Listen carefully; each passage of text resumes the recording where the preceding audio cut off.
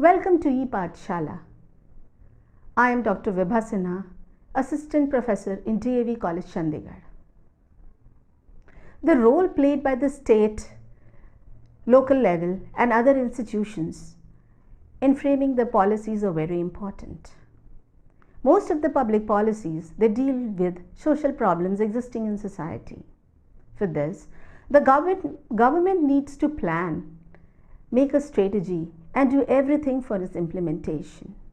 One such big program or policy that the government brought about is National Rural Employment Guarantee Act, known as NREGA. This act provides livelihood security to people in rural areas. It provides 100 days of wage employment to each household within a financial year. However, the work involved are of unskilled nature and manual work related to soil erosion, deforestation and drought conditions. Now these are very important in order to bring about the development in particular rural area. The involvement of these actors and institutions that led to the formation of NREGA is very important. Objectives of the module: number 1, role played by the political leaders, bureaucrats and civil society in the formulation of public policy. Number 2, role of state and local level institutions in the formulation of public policies. The word policy in general is used to describe a formal decision or plan of action adopted by an actor, be it an individual, organization, business, government, etc., in order to achieve a particular goal. In other words, policy refers to a broad statement that reflects future goals and aspirations and provide guidelines for carrying out those goals. Hill defines policy as the product of political influence, determining and setting limits to what the state does. To be more specific, when a government takes a decision or chooses a course of action in order to solve a social problem and adopts a specific strategy for its planning and implementation, it is known as public policy. Public policy is not merely a technical function of government. Rather, it is a complex interactive process influenced by the diverse nature of socio-political and other environmental forces. Thus, policy making is not a simple, rather a complex dynamic process involving a series of actions and inactions of varieties of groups with varieties of interests at different stages. It involves not only the public bodies or public officials as policy actors. Rather, private or non-official groups also play a very active role in policy making. Some of the agencies which take part in policy formulation are legislature, cabinet, state governments, civil servants, judiciary, boards and commissions, mass media, political parties, pressure groups and citizens. It is essential to examine the role of these agencies in the formulation of a policy. Therefore, this paper deconstructs the formulation story to a recently formulated social policy in India, the National Rural Employment Guarantee Act, that is NREGA, through a process-oriented view so that the role of actors as well as institutions can be examined. This paper is divided into 2 sections and subsections. The first section describes the policy and the second section explains the way the policy has been formulated. Second section is further divided into 4 subsections describing the role played by various agencies. For the purpose of simplification, various agencies have been divided into 4 spheres: Parliament, Executive, political parties and civil society. Section 1, National Rural Employment Guarantee Act, that is NREGA. In a context of poverty and unemployment, workforce programs have been important interventions in developed as well as developing countries for many years. These programs typically provide unskilled manual workers with short-term employment on public works such as irrigation infrastructure, reforestation, soil conservation, and road construction. In India, the need to evolve a mechanism to supplement existing livelihood sources in rural areas was recognized since independence. The government initiated programs or schemes that offered wage employment on public works at minimum wages. The wage employment programs, which started as pilot projects to benefit the poorest of the poor, were Rural Manpower (RMP), Crash Scheme for Rural Employment (CRSE), Pilot Intensive Rural Employment Program (PIREP), Small Farmers Development Agency (SFDA), Marginal Farmers and Agricultural Labour Scheme (MFAL). These experiments were translated into a full-fledged wage employment program in 1977 in the form of Food for Work program, that is FWP. In the 1980s, this program was further streamlined into the National Rural Employment Program (NREP) and Rural Landless Employment Guarantee Program. Jawahar Rozgar Yojana, that is JRY, Employment Assurance Scheme (EAS), and the Jawahar Rozgar Yojana was merged with Jawahar Gram Samriddhi Yojana from 1999 to 2000 and was made a rural reinfrastructure program. The program was merged with Sampurna Gramin Rozgar Yojana from 2001 to 2002 and National Food for Work in 2005. These wage employment programs implemented by state governments with central assistance were self-targeting, and the objective was to provide and enhance livelihood security, especially for those dependent on casual manual labor. Based on the experience of these programs, the National Rural Employment Guarantee Act was enacted to enforce the commitment towards livelihood security in rural areas. The Act was notified on 7 September 2005 and implemented in most backward districts of the country in February 2006. Since April 2008, it has been implemented in all districts of the country.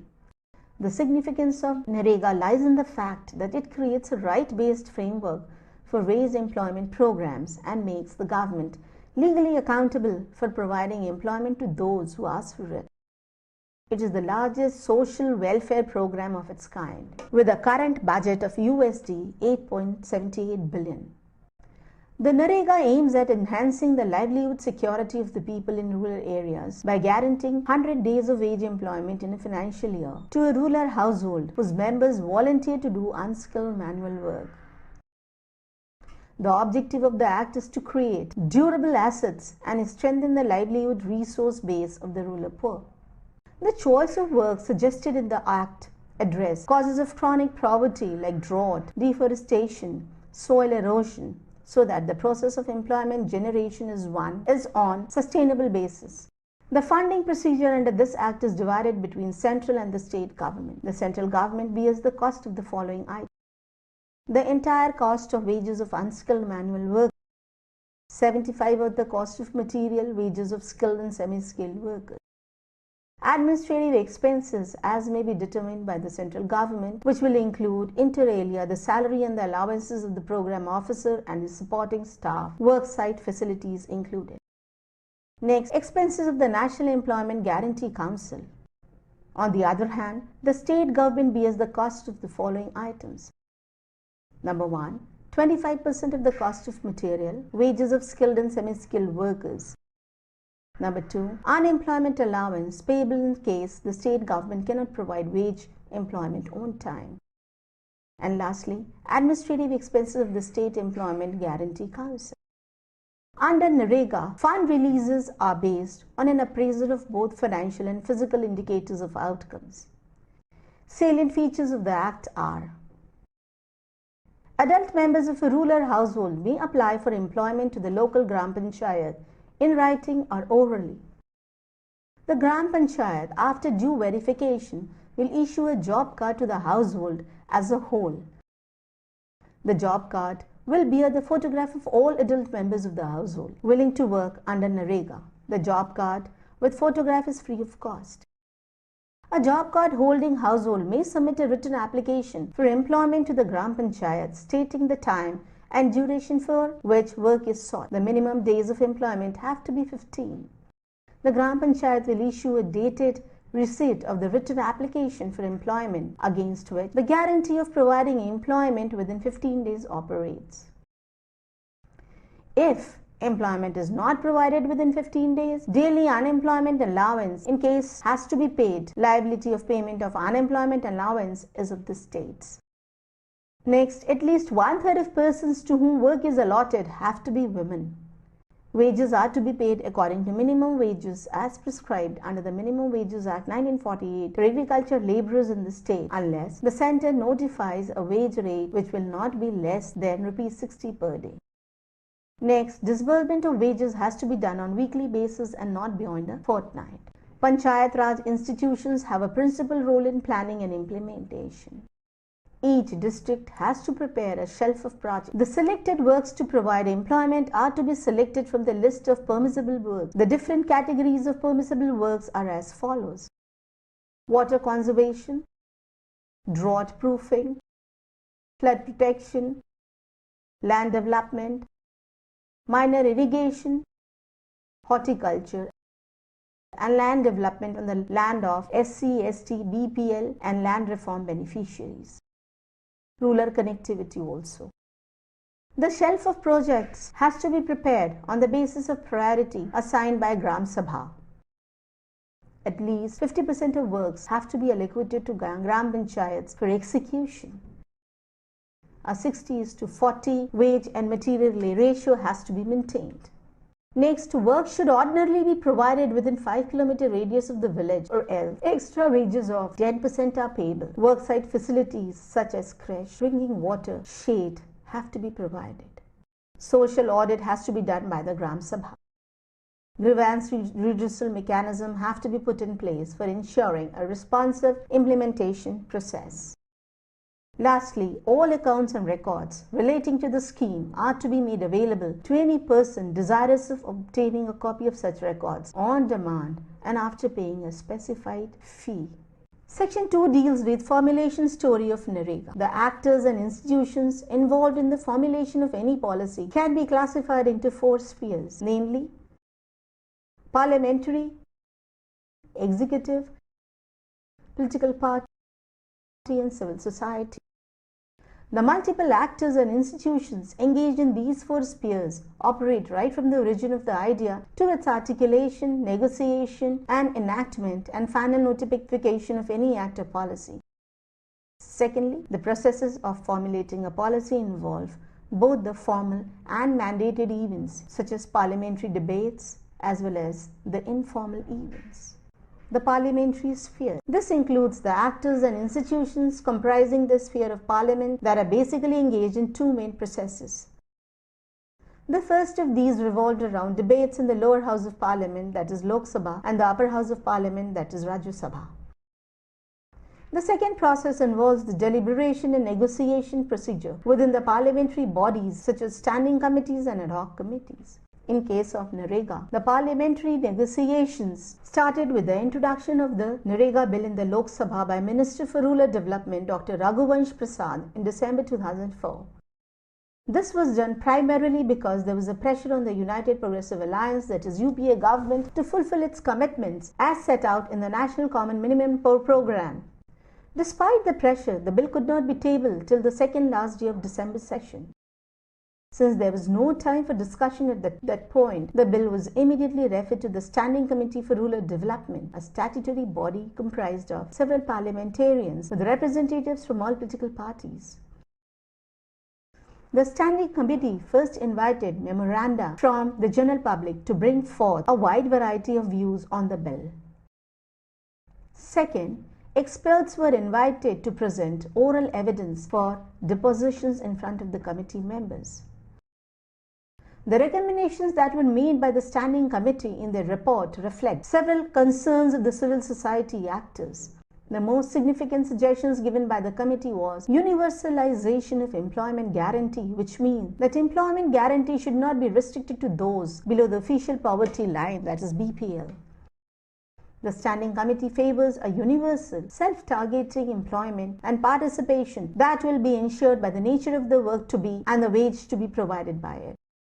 Another important situation was of assigning a comprehensive responsibility to panchayats for the implementation of the scheme. In April 2005, more than 4 months after the NREGA bill was directed to the Standing Committee, the Ministry of Rural Development was asked by the National Advisory Council to expedite the process of the bill. The Standing Committee finally submitted its report to the Parliament in June 2005. The parliamentary process restarted with intense discussions in the Lok Sabha after a second revised draft was tabled in Parliament on 18 August 2005. The total discussion in the Lok Sabha lasted for almost 14 hours over 3 days, at the end of which the bill was passed unanimously on 23 August 2005. The Rajya Sabha also saw lengthy debates and a lot of interest in the subject of the bill and also approved the bill the next day. The executive sphere, this includes the role that various ministries and bureaucrats and other actors play in the formulation of the bill and its subsequent amendments, as well as the operational guidelines and rules that were made for the Act. The main institutions within this sphere included the Prime Minister's Office, Ministry of Panchayati Raj, the Planning Commission, the Cabinet, the Ministry of Rural Development, and other relevant ministries and the group of ministers. The bill tabled within the Parliament is drafted by the Ministry of Rural Development, the nodal ministry in charge of drafting the policy document. But the acting of drafting the bill began with the interministerial task group comprising of bureaucrats from the Ministry of Rural Development, Agriculture, Panchayati Raj, Labour, Planning Commission, Finance, and the PMO. However, the Standing Committee mainly interacted with Ministry of Rural Development to seek clarification. It was decided that Panchayati Raj institutions will be the primary mechanism as implementation and monitoring authority.